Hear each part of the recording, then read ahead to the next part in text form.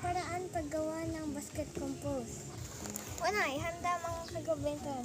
Katulad ng shovel, lupa, basa at mga nabubulok.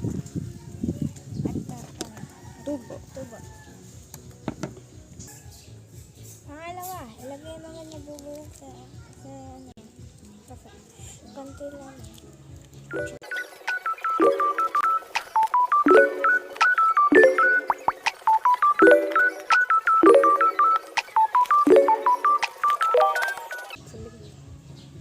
Lalagyan Sunod, ilagay yung tubo sa tubo.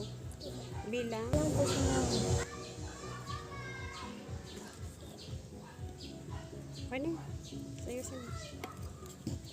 Lagay mo. Lagay mo ito. Ilat mo.